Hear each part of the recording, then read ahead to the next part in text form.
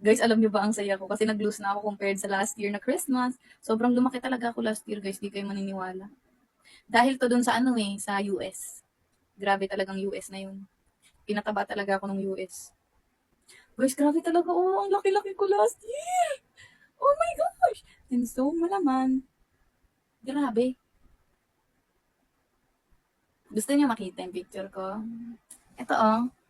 Promise talaga. Kasi guys, nung US, bumibili ako doon ng ice cream na ano, wala, yung food kasi doon, wala masyadong rice sa pagkakatanda ko. So, puro kami fast food, burger, tapos ang lalaki ng serving. Tapos bumibili ako sa grocery ng ice cream na 12 pieces na sandwich, mahaba yon. Isang pack yun, tapos 12 yung laman. Nakadalawang pack ako lang. Inaaraw-araw ko yun, dai. Tsaka sa US kasi, sa sobrang, syempre, hindi ka naman makakabili anytime ng food na gusto mo, ganun. So, usually, yung puro chocolates lang pampasalubong yung nakakain ko or kaya yung bibigay minsan ng mga blooms na nandun. So, kunyari yun yung available sa side table, yun yung kakainin ko. Kaya lalaki ka talaga. Eh, ang lakas makapagpagay ng fats ng mga sweets, di ba? Sabi ko sa inyo eh. Tapos pag doon ko natutunan, ano guys, maging favorite yung bacon dahil sa burger doon. So, nangyari guys, pag uwi ko, lagi ako naka-bacon. Oo, na-addict ako sa bacon. Pag uwi ko ng Beanie House.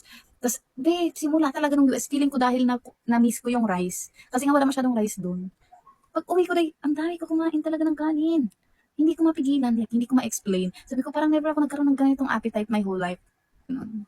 Anyways, ayun. So, nakakailang kain ako sa isang araw. Tapos, madami ako kumain sa bawat kain. Ma-fats talaga. Kaya, lumubo talaga ako after ng US. Kasi bago mag-US, dahil sobrang payat ko. Yan yung era na nagpo-43 ata. Ako, ganun.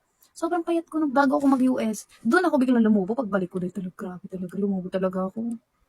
Ang bilis pala makapagpalubo ng mga ganung pagkain. Anyways, hanap na lang ako ng vlog or picture ko na kita yung mukha ko. Look, ganito kapayat yung mukha ko nung nandun ako. Like, payat ako niyan, payat ako. Tapos, ito na ako pag-uwi ko ng Bicol. Isang buwan lang ata yun. Papakita ko sa inyo ang New Year picture ko with mama.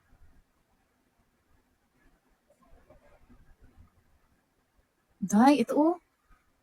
Oh, oh, 'di ba? Sabi sa inyo eh. Ganyan ba ako ngayon? Hindi, 'di ba? Oh, oh, 'di ba? Hindi kayo naniniwala eh. Ang layo. Hindi nyo nahahalata kasi lagi kayong nanonood. Lagi kasi kayong nanonood sa amin. So parang syempre, sa process, hindi nyo mapapansin. Mapapansin nyo pag pumayat ulit ako. Oh, day, oh. Oh, sabi sa inyo, lumaki ako talaga. I told you. Hindi lang yan, ha? May mas malala pa dyan na anggulo, ha? As in, nakita yung braso ko talaga, day. Ayan. Oh, ang laki ng braso ko dyan. Di ba? Nakita nyo ba yung braso ko? Di, oh. Oh my gosh, Gwen. Ang laki ng mukha ko, hindi ito yung pisngi ko. Oh, oh. Di ba? Oh, wala na. Ayaw niyo na sa akin. Bye-bye.